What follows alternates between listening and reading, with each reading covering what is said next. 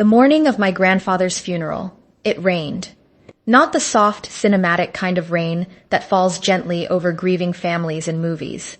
No, this was a cold, biting, relentless downpour that soaked through my only black dress before I even reached the cemetery gates.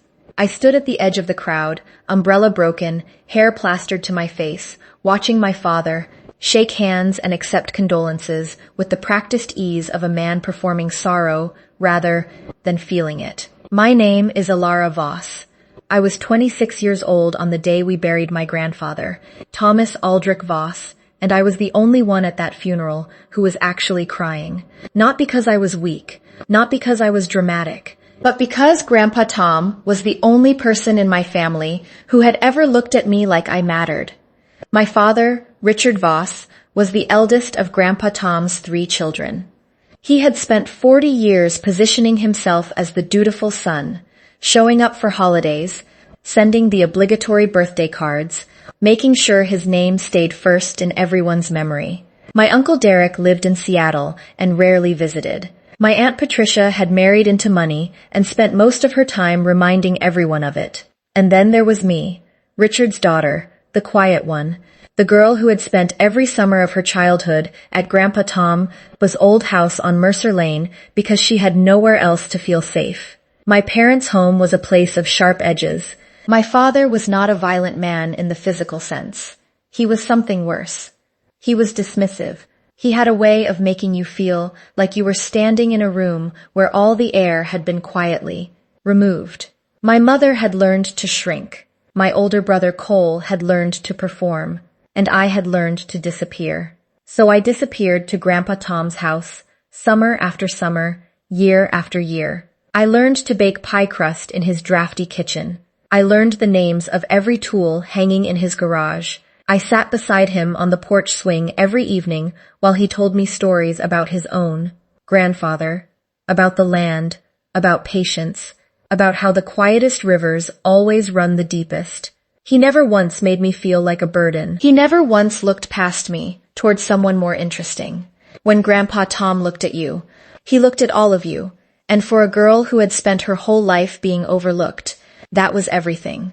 Which is why, when the lawyer finished reading the will 3 days after the funeral, and my father burst out laughing, something inside me went very, very still. The house on Mercer Lane looked smaller in grief.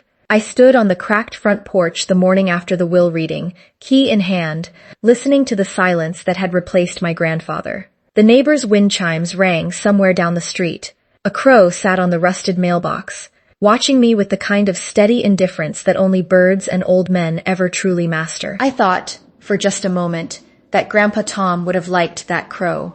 The lock turned with the same stiff resistance it always had.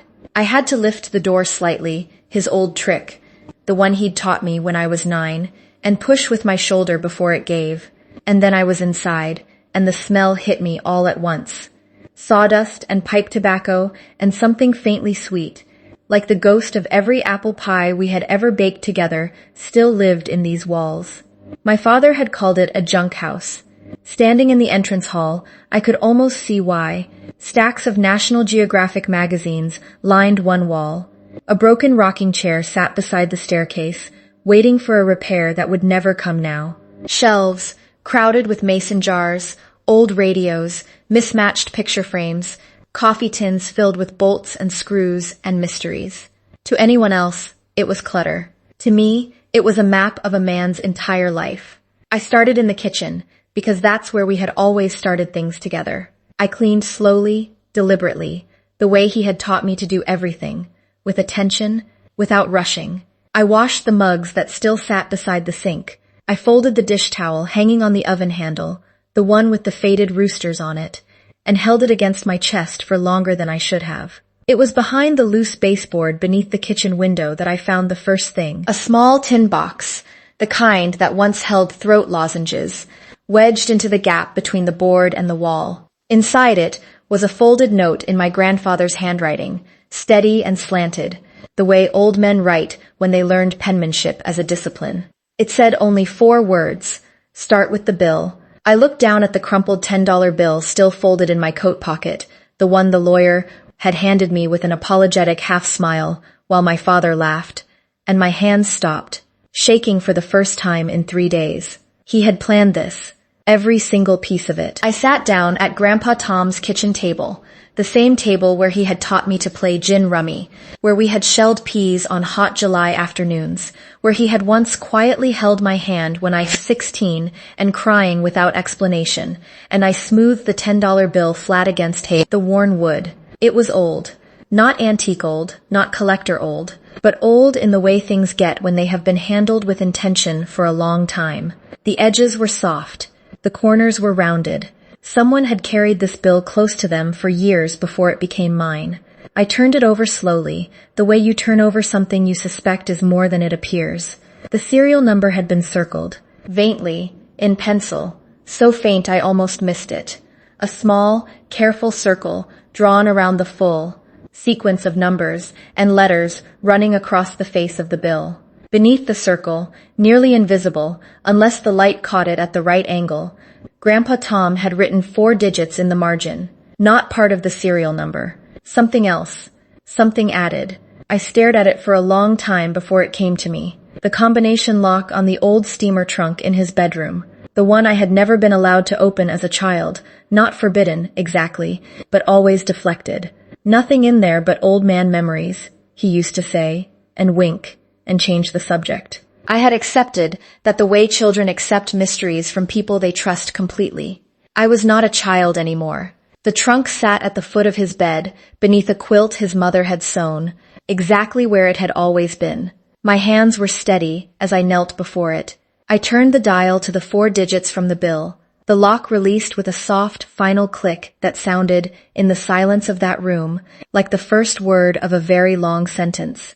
Inside, beneath a layer of folded letters tied with kitchen twine, beneath a photograph of a young Grandpa Tom standing in front of a building I didn't recognize, beneath a worn leather journal and a velvet pouch that clinked softly when I moved it, was a thick manila envelope, thick, sealed, with my name written across the front in that steady, slanted hand.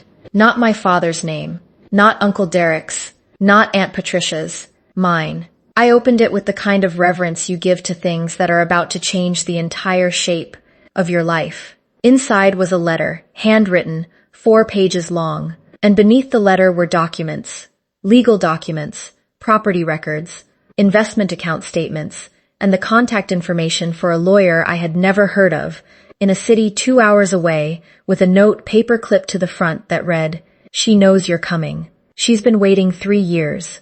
I read the letter twice. Then I sat in the quiet of my grandfather's bedroom and let the full weight of what he had done settle over me like something warm. Grandpa Tom had never been a junk collector. He had been a quiet, deliberate, extraordinarily patient man who had spent the last decade of his life building something, carefully, invisibly, completely below the radar of every person who had ever underestimated him. The investments were real. The property holdings were real. The number in that envelope made my vision blur at the edges, not from sadness this time, but from the dizzying vertigo of understanding that the man everyone in my family had quietly pitied had died worth more than all of them combined, and he had left every single cent of it to me. I did not rush.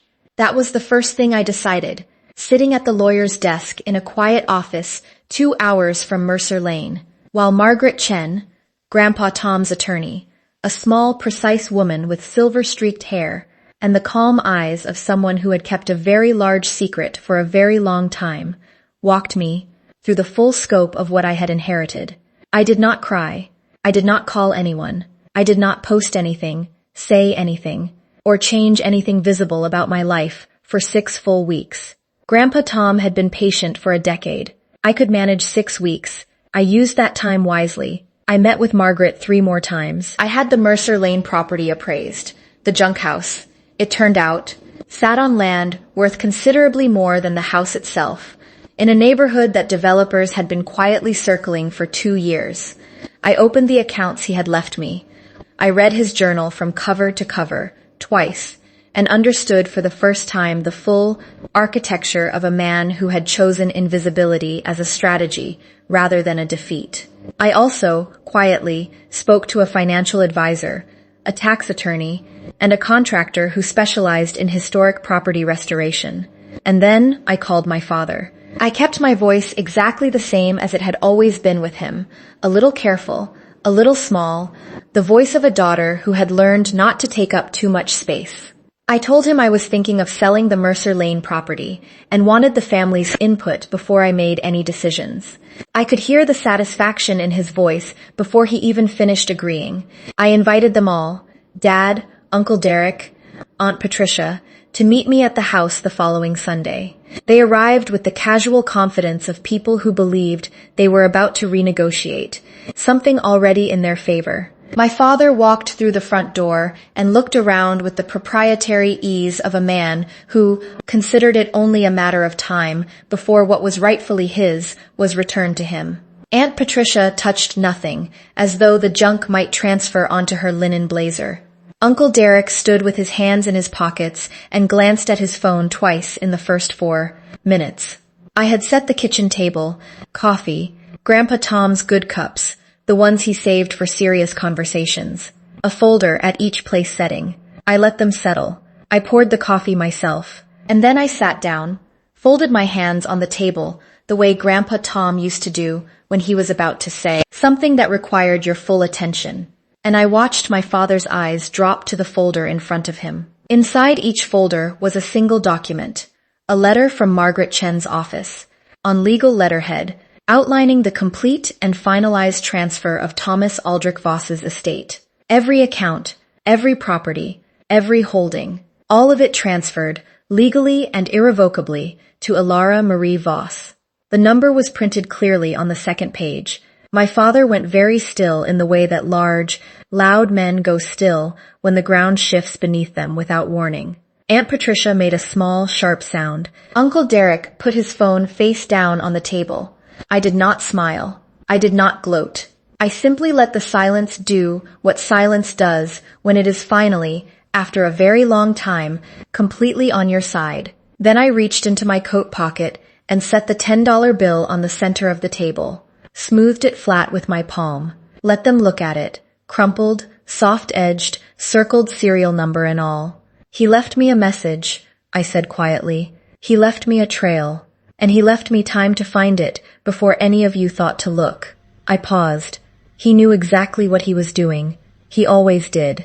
My father opened his mouth, closed it. The laugh that had filled the lawyer's office 6 weeks ago, that loud, dismissive, humiliating laugh, was entirely gone. In its place was something I had never seen on his face before. Something that looked uncomfortably close to the expression I had worn my entire childhood. The expression of someone who had just realized they had fundamentally misjudged the room. I stood up, straightened my jacket, and picked up the $10 bill. I'm not selling the house, I said. I'm restoring it. And I'd like you all to leave now, please. They left. Quietly, without argument, without the performance of dignity they had arrived with. I stood at the kitchen window and watched their cars pull away from Mercer Lane one by one, and when the last one disappeared around the corner, I pressed my hand flat against the cold glass and whispered thank you to a man who had loved me loudly enough to plan it all in silence. Outside, the crow was back on the mailbox, watching, patient as ever. I smiled for the first time in weeks.